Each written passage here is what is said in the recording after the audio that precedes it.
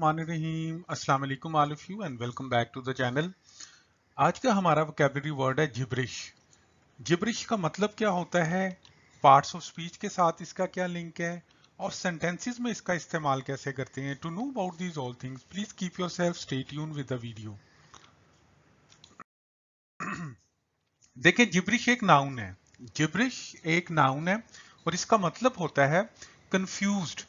जब कोई बंदा कंफ्यूज्ड हो, उसको समझ ना आ रही हो, या मीनिंगलेस स्पीच और राइटिंग, या कोई बंदा कोई बात कर रहा है, कोई स्पीच कर रहा है, उसकी समझ ही नहीं आ रही। इसी तरह राइटिंग ऐसी है कि उसकी समझ नहीं आ पा रही कि क्या लिखा हुआ है, उसको हम कहते हैं जिब्रिश। ओके, अब हम देखेंगे सेंटेंसेस में इसका इस्तेमाल कैसे करेंगे।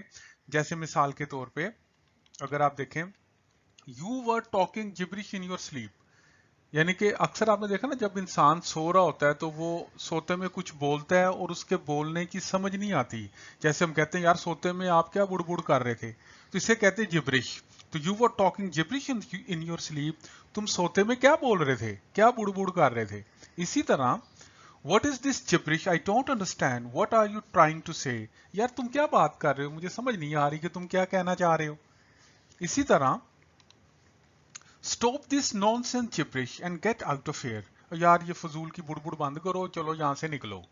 आई थिंक कि जो वर्ड जिब्रिश है आपको समझ आ गया है कि जब कोई बात कंफ्यूज्ड हो, कोई चीज कंफ्यूज्ड हो, you are not clear in that. इसी तरह जब कोई राइटिंग या किसी के सेंटेंसेस या वर्ड्स जो आपको क्लियर ना हो रहे हो, बोलने की सेंस में या लिखने की सेंस में, इस वर्ड को हम कहते हैं gibberish.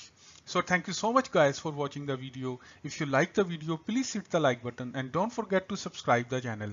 Inshallah, in next video gonna come in here again with new word. Till then, take care of yourself. Allah Nigaban.